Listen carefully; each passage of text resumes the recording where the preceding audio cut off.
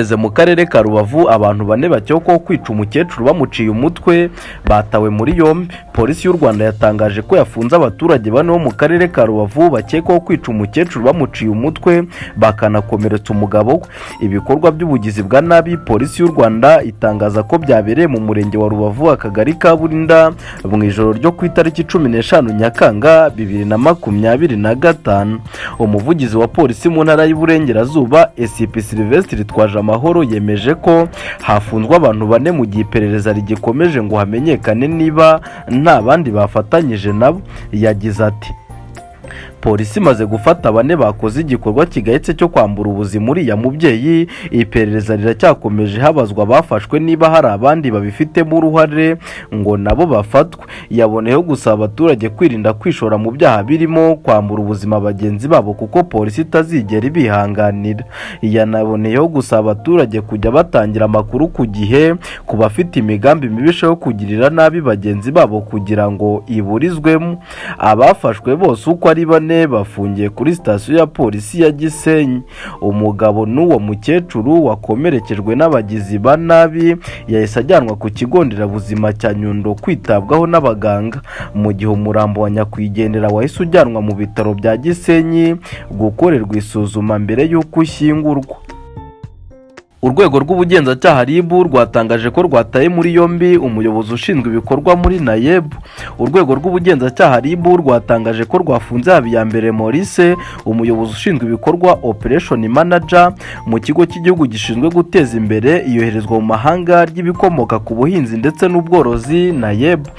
RIB yasobanuye ko uyu mukozi ukurikiranyweho ibyaha byo kwigwizaho umutungo Niyeza Ndonke yakomeje ivuga ko ukekwaho afunzwe nyuma y'iperereza ryakozwe ku imenyekanisha ry'umutungo we mu rwego rw'umuvunyi ritavugisha ukuri agamije guhisha inkomoko y'uwo mutungo. Afungiwe kuri sitasiyo ya RIB ya Nyarugenge, dosiye ikaba yoherejwe mu bushinjacyaha. Urwego rw'ubugenzacyaha rwasabye abantu basabwe n'itegeko kumenyekanisha umutungo wabo mu rwego rw'umuvunyi kujya bakora imenyekanisha ry'ukuri ndetse no kwirinda guhisha imitungo kuko kunyuranya nabyo bibakururira mu bikorwa bihanwa n'amategeko.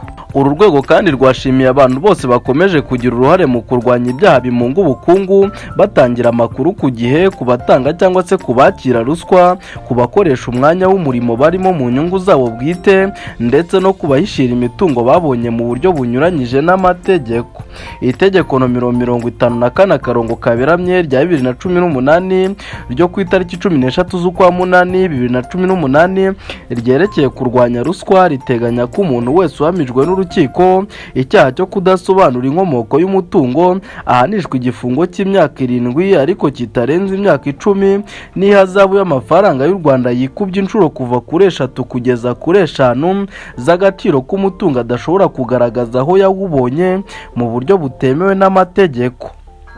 Itegeko nomero 001/2025 ryo ku itariki 22 z'ukwa mbere 2025 ryerekeye gukumira no guhana Niyeza Ndonke, gutera inkunga iterabwoba ndetse no gutera inkunga ikwirakwiza ry'intwaro za kirimbuzi riteganya ko uhamijwe kimwe mu byaha by'Niyeza Ndonke ahanishwa igifungo kitari munsi y'imyaka 10 ariko kitarenze imyaka 15 n'ihazabu yikubye inshuro kuva kuri 3 kugeza kuri 5 z'agaciro k'amafaranga y'Niyeza Ndonke. Amakuru yacu reka tuyahinira aha, mwari kumwe nanjye Imanishimwe Vincent Vumbura. Niba ugeze kuri iyi channel ari ubwa mbere ntiwibagirwe gukanda subscribe kuri channel yacu ndetse yanyu Vumbura TV kugira ngo ujye urushaho kubona amakuru atandukanye tunyuza ku muyoboro wacu wa YouTube.